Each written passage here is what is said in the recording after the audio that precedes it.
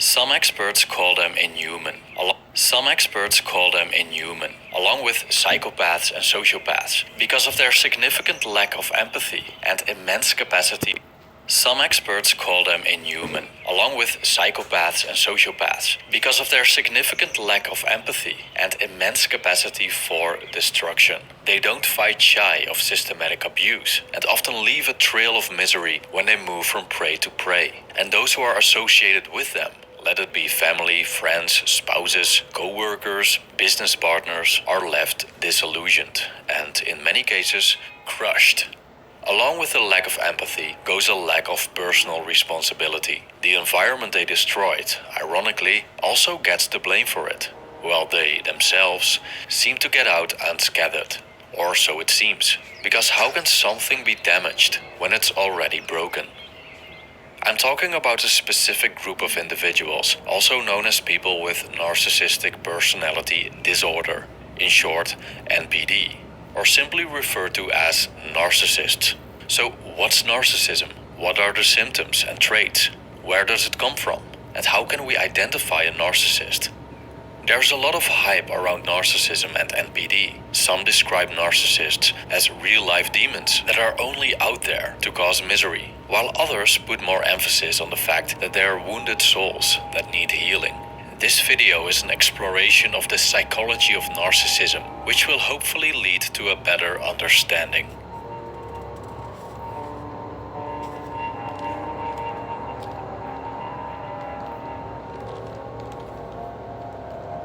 Last decade, the term narcissism has become widely popular and as fashionable as autism, as far as mental health conditions are concerned. Narcissism in itself, as opposed to NPD, isn't necessarily a mental disorder, but more of a character trait that appears as a pursuit to maintain an idealized self-image. Narcissism is derived from the mythological character Narcissus, who fell in love with himself after looking in a pond. He was so obsessed with his reflection that he wasn't able to part himself from it, a bit like Gollum and the Ring. So he drowned. Narcissus, the handsome man that couldn't love anyone but himself, therefore became the paragon of vanity and self-absorption. So is narcissism getting more common nowadays? According to a German study, there's empirical evidence that narcissism is increasing in Western societies. They refer to certain symptoms, like a change in language, that has become more I-centered, not only in books, but also in song lyrics.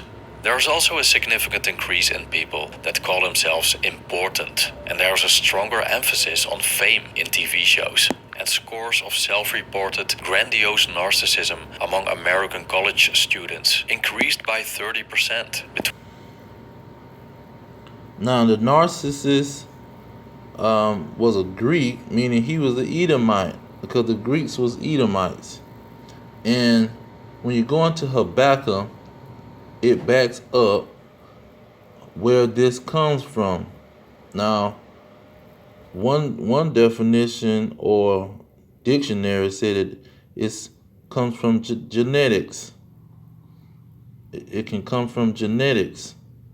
So when you go to Habakkuk, you go to chapter 2. Now, the book of Habakkuk is about the Edomites. Verse 6 of chapter 1 talks about how they take over everything. It's a nation that takes over all the land, and the land is not theirs. And we know these Edomites rape, rob, and murder, and take people's lands. So when you get to verse 4 of chapter 2, it talks about their personality. It say, behold. Now this is chapter 2, verse 4 of Habakkuk. Behold, his soul which is lifted up is not upright in him.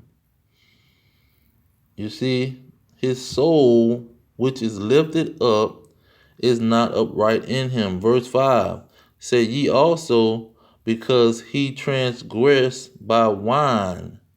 He is a proud man, neither keepeth at home. Okay, now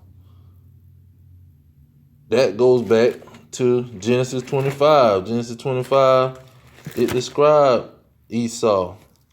in the description it gave to Esau, Genesis 25, verse 27, it say, and the boys grew, and Esau was a cunning hunter, a man of the field. Okay, so he was a con man. He was a con man, and he was a hunter, a murderer, a killer. And he was a man of the field. That means he stayed away from home. So when you go down back to Habakkuk in verse 5, chapter 2, verse 5, he said, neither keepeth at home who enlarge his desire as hell and is as death. See, he liked to be a hunter and cannot be satisfied, but gathereth unto him all nations and heap unto him all people. So he conquered lands, he heap unto himself all people and nations. He steal, rape, rob, murder their stuff. And so this is the evidence. Now when you go to chapter 3, it tell you that God came from Teman. Teman was the and when you go to Genesis 36, it says that Teman was the son of the firstborn son, Eliphaz of Esau. So this is the firstborn son of the firstborn son, Teman. So it lets you know that the book of Habakkuk is talking about the Edomites. And so when you go to Obadiah, it talks about these Edomites being prideful. They so prideful, the pride deceived them. You see, they are a proud nation. And when you go into Proverbs, it lets you know in Proverbs 16:18, pride goeth before destruction, and a haughty spirit before a fall. And you see, that's is what these Edomites possess. He said his soul within him is upright, and it's not upright because it's been lifted up. And chapter 16 is all about these Edomites. 16 verse 4 it talks about he made the wicked, God made the wicked for himself. He said in verse 5, he said, everyone that is proud, the Edomites, in heart is an abomination to the Lord. You see, that is an abomination to be proud. And these Edomites are proud. That is a part of their inherited personality.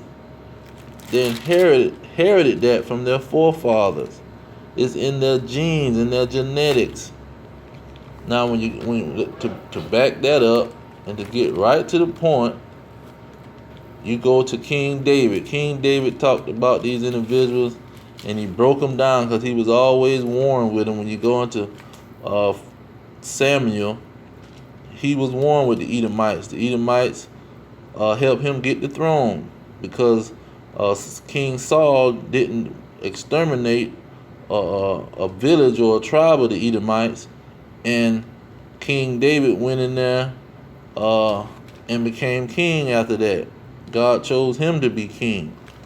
And they went and destroyed Ziklag, one of his cities, destroyed the city, burnt it down, took everybody into captivity. But let's get to the way that these Edomites inherit these traits. Let's go to Psalms 58:3. Psalms 58:3. Now Malachi let you know that these Edomites is the border of wickedness, so they are the wicked in the Bible.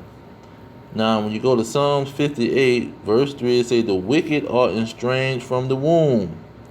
They go astray as soon as they be born, speaking lies. So they inherit these traits, this narcissistic mentality.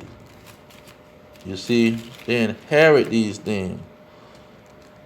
And they move in secret. They're con men. They con people. They will con you out of your possessions. They will con you out of your mind, have you delusional. In Psalms 55, verse 20, it says, He has put forth his hands against such as be at peace with him. He has broken his covenant.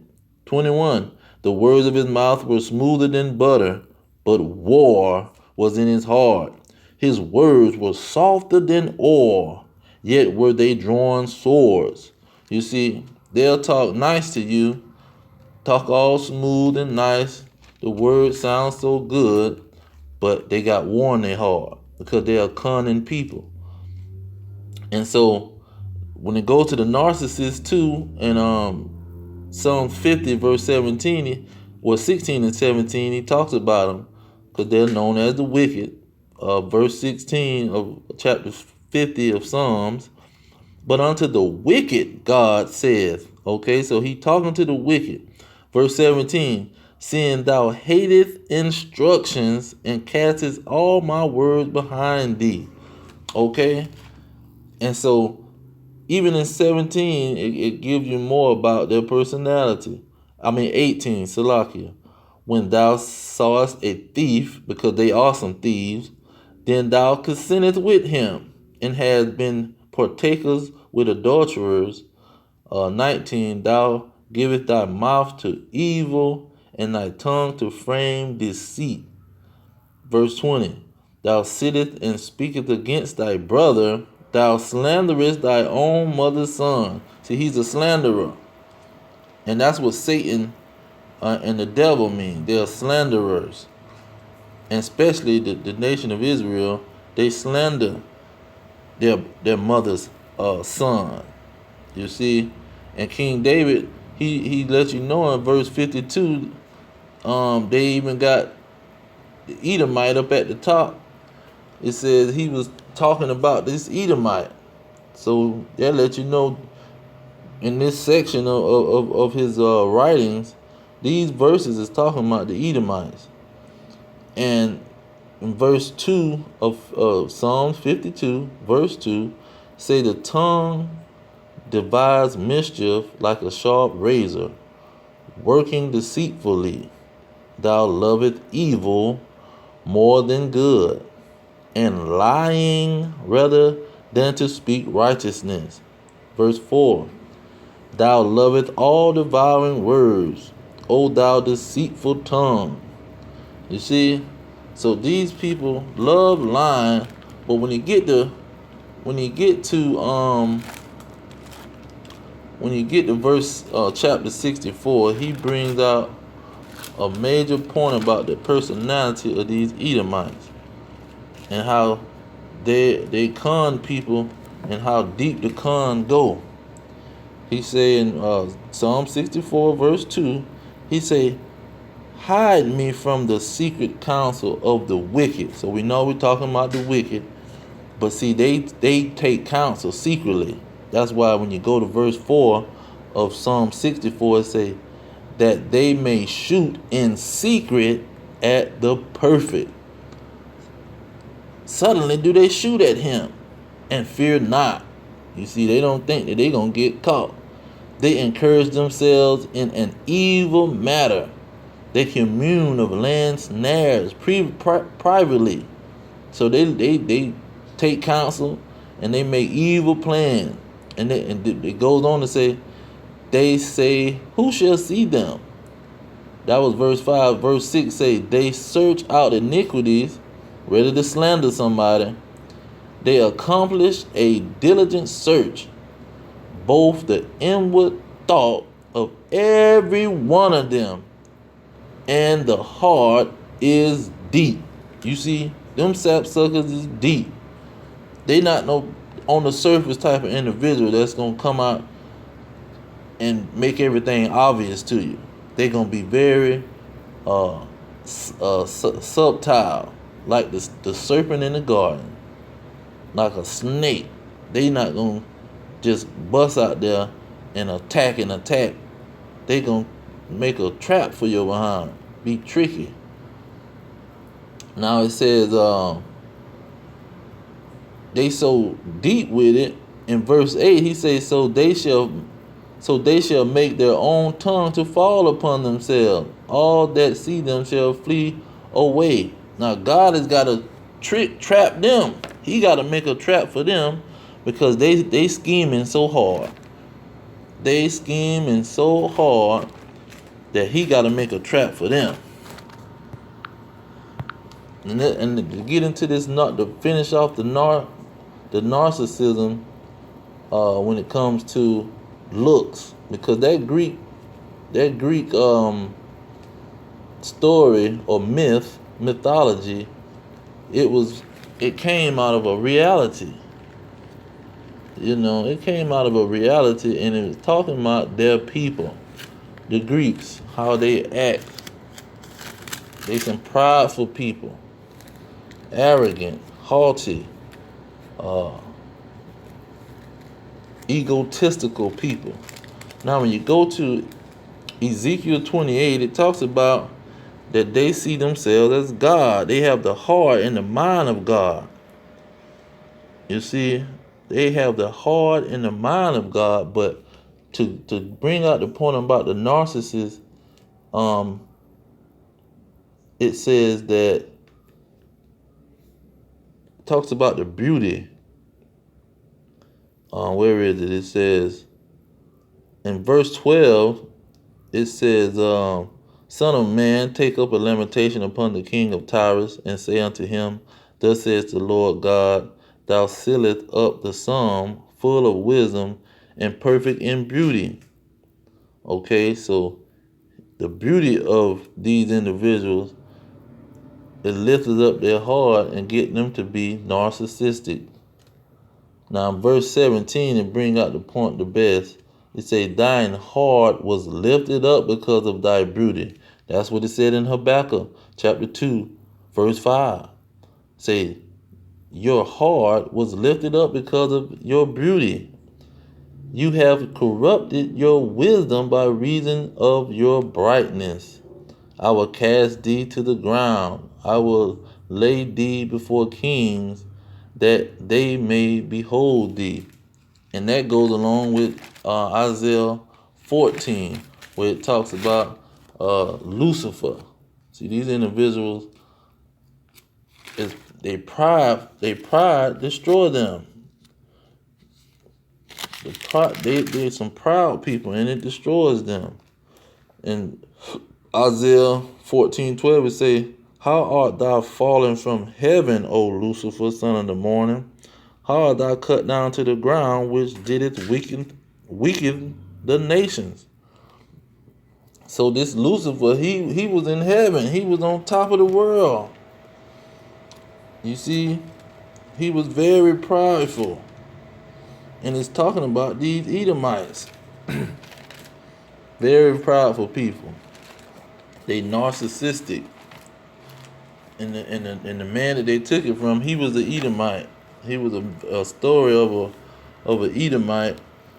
And what they did, they just made a story out of a character or a personality trait that they had in their family or in their bloodline. And the Greeks knew about it because the Greeks was very in love with wisdom. That's where philosophy comes from. Psychology, it's philosophy. Philosophy means love of wisdom. And the Greeks, that was a Greek word. The Greeks was in love with wisdom. So they would write mystical stories that had meaning. And this Narcissus, that was a story explaining the characteristics of an Edomite. A characteristic of a person that you will know, no matter how they look. They can have albinism, or they can have a dark-skinned mother, but in their spirit, in their soul, they will be a narcissistic person. You see, their soul will be lifted up and be up not right in them. They will be born a liar and a sneaky con man, a murderer. That's why when you go into John 8:44, it talks about those Israelites that was in captivity to them Edomites. He was telling them, he said, you are from your father to the devil. You see, and the lust of your father you will do. He had put in their spirit this narcissistic attitude, and that's what's going on with the college students and in the world. All of this the spirit of the world is starting to be prevalent and popular. Everybody has a narcissistic attitude about themselves. You see, and that goes back with the Ephesians, where it said the heir of the world, the heir.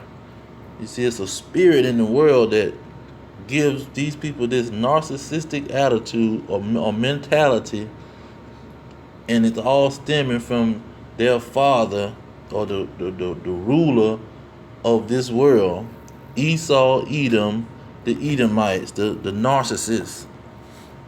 But I'm going to leave it there. All praise to Yahweh, Ba'ashem Yahweh Shai, Ba'ashem Rekah Kadash, double honors to the elders pushing the truth. Peace to the elect, death to America, death to these red dragons. Shalom.